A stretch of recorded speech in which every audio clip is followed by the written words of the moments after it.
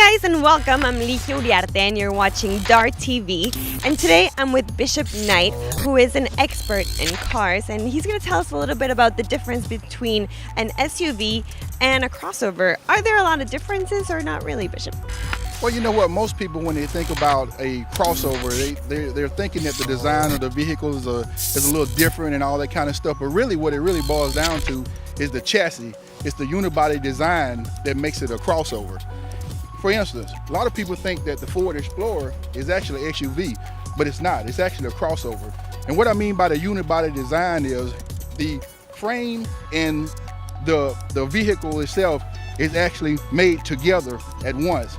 Now, with an SUV, the body's made one place, the frame is made somewhere else, and they put those two together, and that's what makes it an SUV. But the crossover, it's all made in one, it's all made together. Ford Explorer, crossover.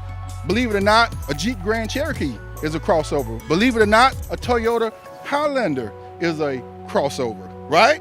Yes. That's what I was going to ask you, that there are a lot of cars that we might think that are SUVs, but they're actually crossovers. They're actually crossovers. When it comes to the person that is purchasing a crossover or an SUV, is there something that is better for a certain person, for instance, for a mom, or for what?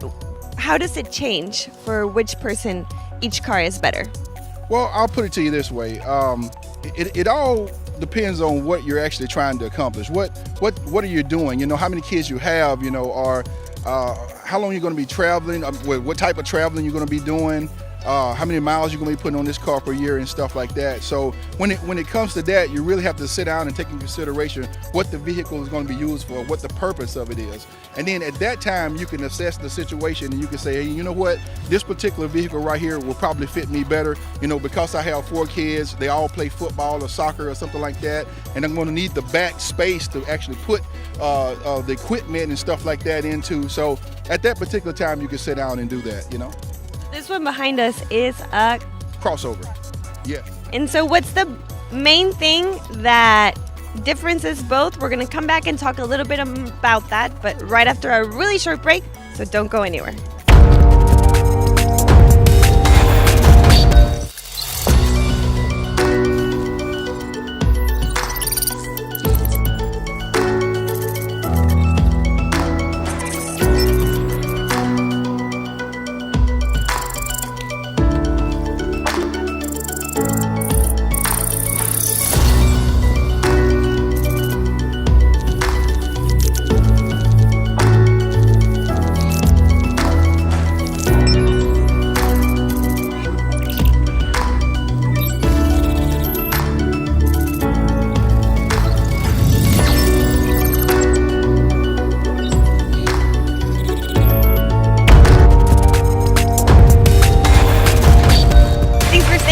We're back talking about SUVs and crossovers. Bishop, what's the main difference between both? The unibody design. That's the difference. Uni means together, and that's the difference between them mainly. That's the main difference, yes. If you could name 5 of the best SUVs that you would recommend and 5 of the best crossovers, so everybody can have an idea of which one would be the perfect for them, which ones would you say? Well, 5 of the main ones would definitely be the Ford Explorer, Jeep Grand Cherokee, the Toyota Highlander. Lexus also makes a crossover. As far as the SUVs, a lot of people think when it comes down to the full size, you know, we have some real good gas mileage on some of those. So some of them I'm going to recommend. I know, you know, back in the day the gas mileage kind of was terrible, but now they're actually really good. The Ford Expedition, Lincoln Navigator, Chevy Tahoe, Chevy Suburban, GMC Yukon, all of those are excellent vehicles. Gas mileage has totally changed on those vehicles. So if you want to get a good SUV, full size, good gas mileage, I would suggest those. Awesome. Well, great information, and thank you so much for telling us a little bit about this.